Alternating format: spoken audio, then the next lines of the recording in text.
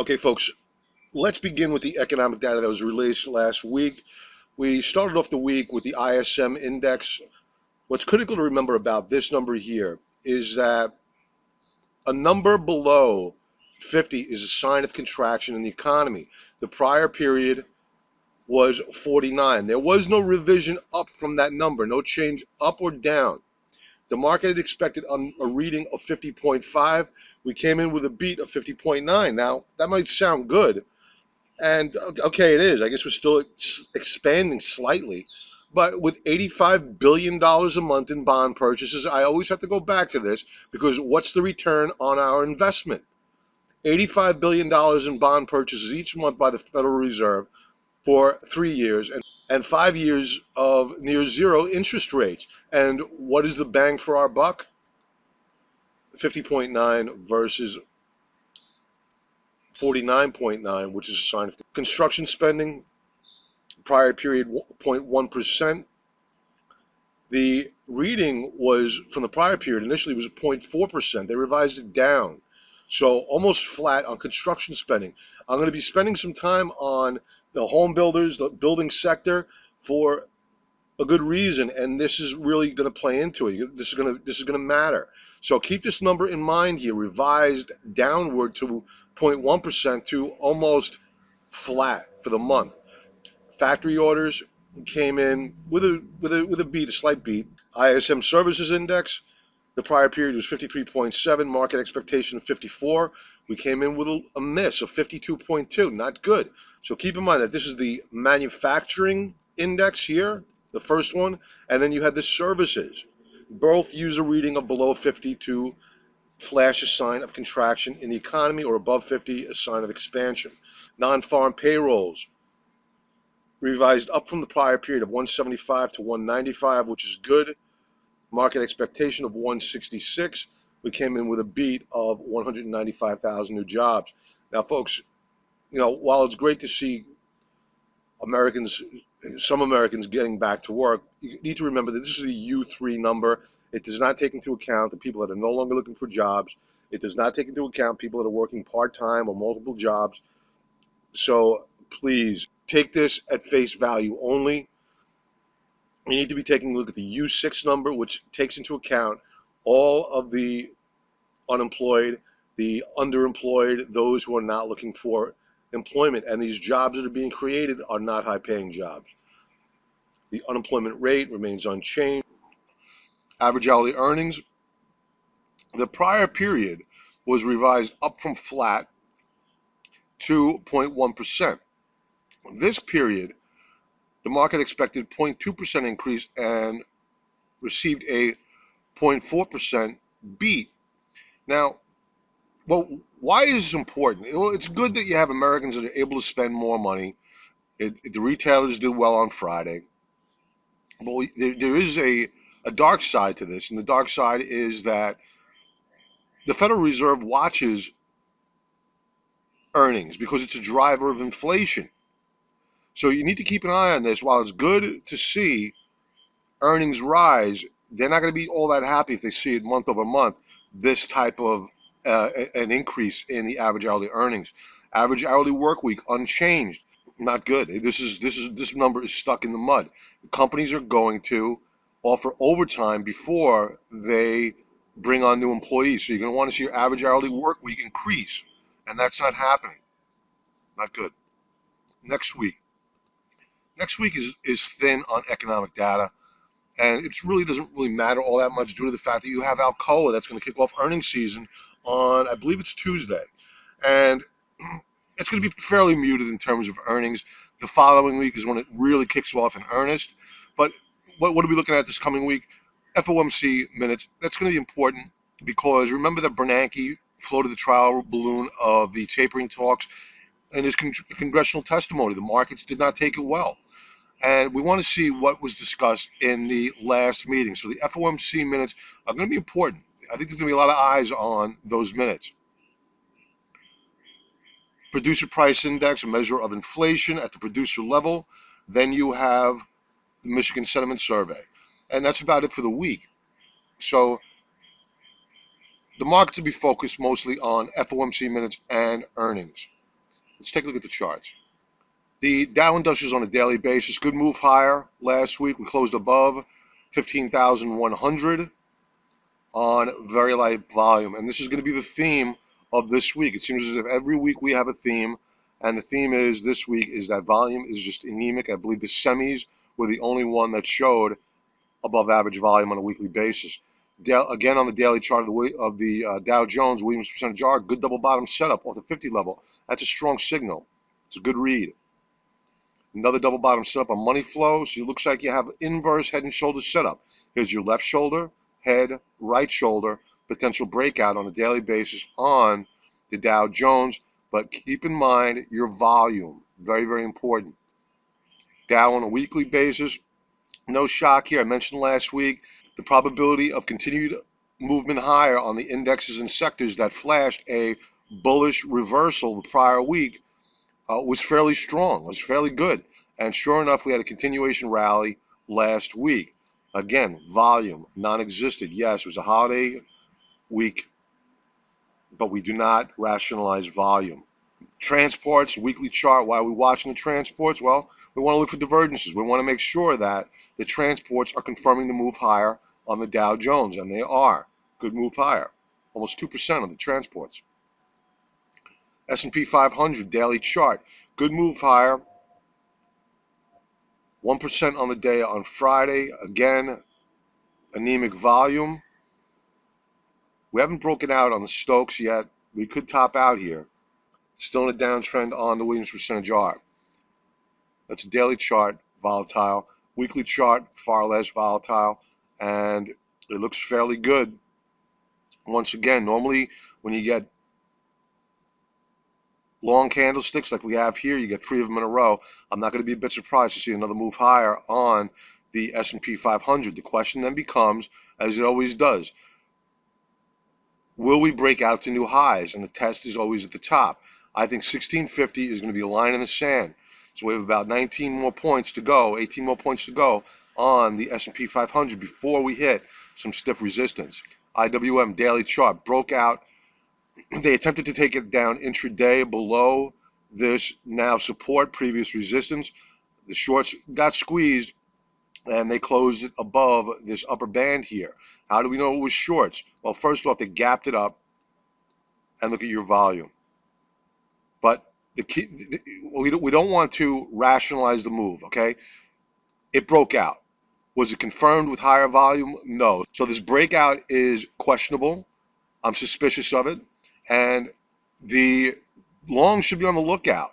They should have a little bit of concern here, because if we fail to break out above 99.94 and we reverse and close back down below this previous resistance level, well then the longs had really be on the lookout for sell-off in the markets, because this is going to crush confidence if we get closed back down below this level. But we did break out and closed above 99.36, which is the previous high. So I think that we could head higher again, at least earlier in the week. But again, volume is in question. Weekly chart looking good. Pennies away from taking out the previous high. We're still in the uptrend on the RSI that did not break. Volume, of course, is horrible. Good double bottom setup here on the slow stochastics. Here's a caveat. I saved the MACD on the IWM for a reason.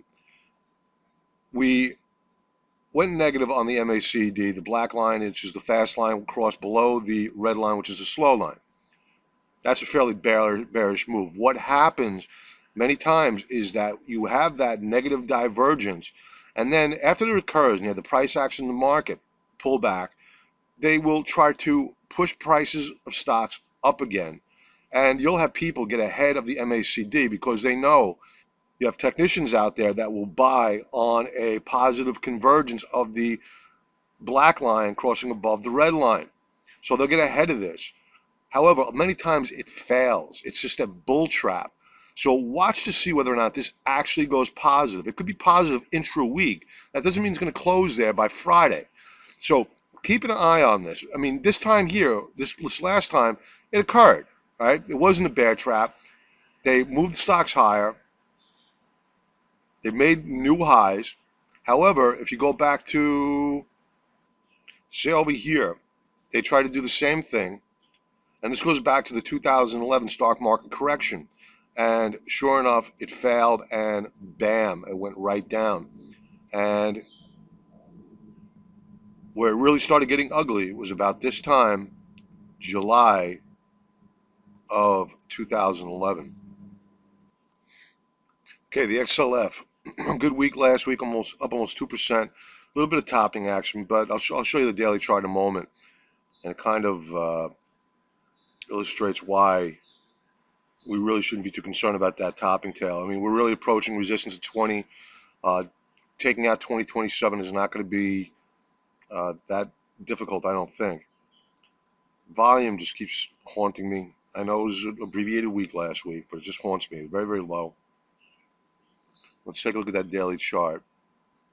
Okay, so on the 1st, last Monday, you had this key reversal on the day. They tried to break it out, and it failed.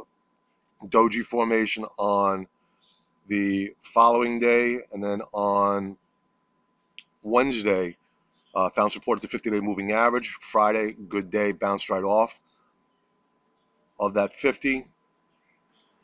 So I don't see any reason why the banks can't go higher. I just had one bad day, making the weekly chart look bad. Just watch out for the 20 level.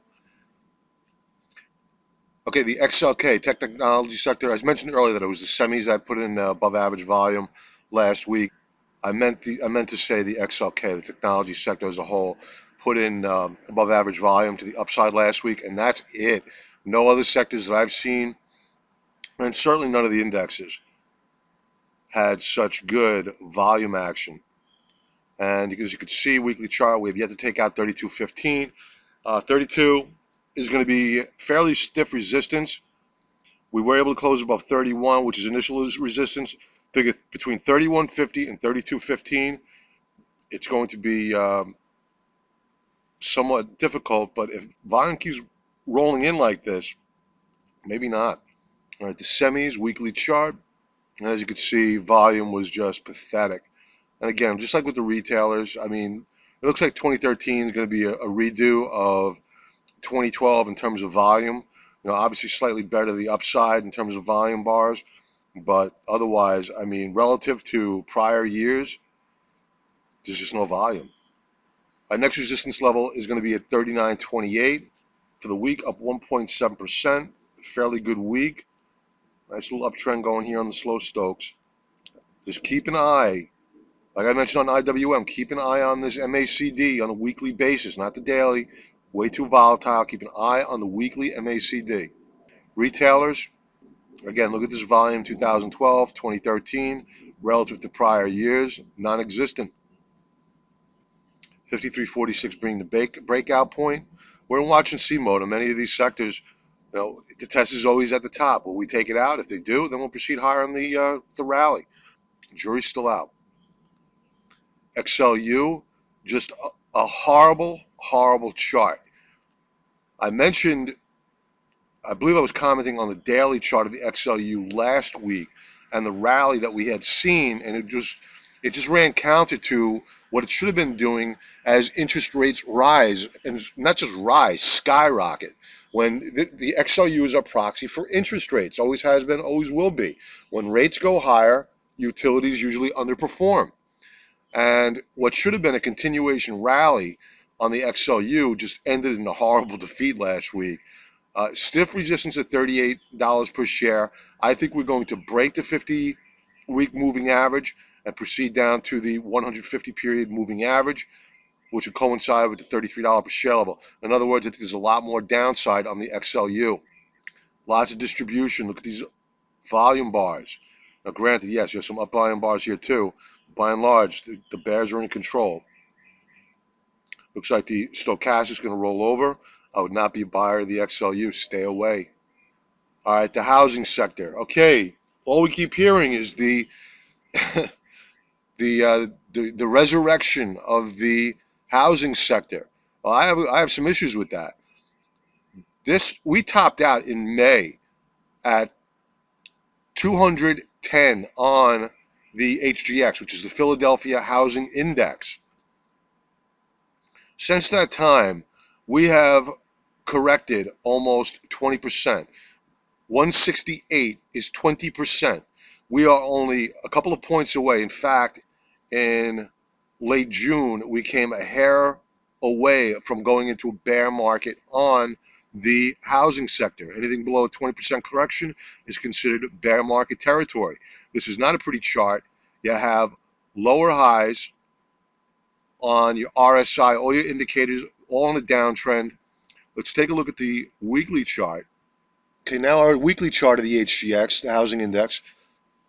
180 is obvious resistance. Now you can see in past times when we pulled back, 174.50, 174.43 has been fairly good support. We closed at 175.14. So we're very, very close to that support level, and 180 appears to be somewhat of a resistance level. So it's going to be interesting to see whether or not we break and head right down here to, say, 155, and we'll be firmly within bear market territory on the home builders and these slow stochastics. I wouldn't be a bit surprised to see a counter trend move, then roll right back over. They're fairly early in their corrective phase. Let's also take a look at lumber. I mentioned this several weeks ago. This is a daily chart, and you can see we topped out back in March at 404.71. We've corrected well over 25% near the bottoms. So we're in bear market territory on lumber. Next chart to take a look at on housing is a chart of pending home sales, as noted in green, and then you have your mortgage rates. Now, how they did this on this scale here, they went with the lower the rate up top to higher the rate at the bottom. So this is actually an inverse relationship that you're seeing on this line chart here. So as we see a spike in interest rates, we haven't seen the pullback as of yet in pending home sales. However, what this chart is telling you is that historically there's been a, say, roughly six month lag, and we began to rally on rates. Remember when I was talking about 2013, rates were going higher back in January. So we're well into the point where pending home sales are probably going to begin to drop off. So very interesting chart. I will send this out. I know it's a bit, with the way they have the scales worked out here, a bit confusing, but I'll send it out along with the video links this evening, and you could browse it at your leisure. At the bond price, not the yield, but the price. We had a bottoming tail the prior week, found support at the 200 period moving average. This is a weekly chart. Last week, we smashed through it like a hot knife through butter. Bad week. We were down over 2% on the 30-year U.S. Treasury bond price. Let's take a look at the yield. Monthly chart, 10-year Treasury yield. This is the first time we've closed above. Remember, this is a monthly chart. This is significant. The first time we've closed above the 50-month moving average since 2007. That's a fairly big milestone.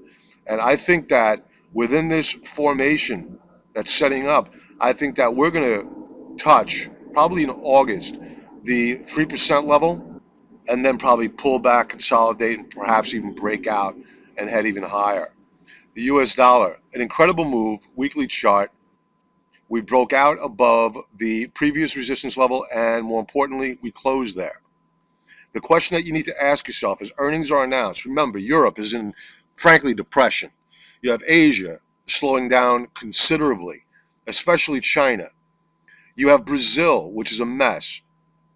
So where is growth coming from? So if one might assume that you have multinational sales overseas slowing down somewhat, what's going to happen to the currency when they try to convert their earnings into US dollars? It's going to impact their bottom line. Remember that the US dollar and the S&P 500 had traded inversely of each other for several years. That's since been corrected. But it's going to be interesting to see as this US dollar continues to get stronger and stronger, will it have an effect on the multinationals and their earnings? Because it will impact their bottom line. Unless, of course, the US consumer picks up the slack. Okay, the Baltic Traicee index, I mentioned this one last week because it was relevant, and I want to follow up this week. We're still in a trading range. A big rally higher on the Baltic Traicee index for new members. This is an index that measures the pricing power of dry bulk shippers, overseas shippers. And you can see we're making higher lows. We broke out of a pennant formation. 1200 is resistance.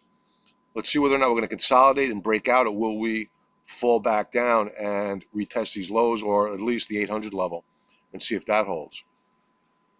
But I think that from a longer term perspective, this chart is looking fairly good.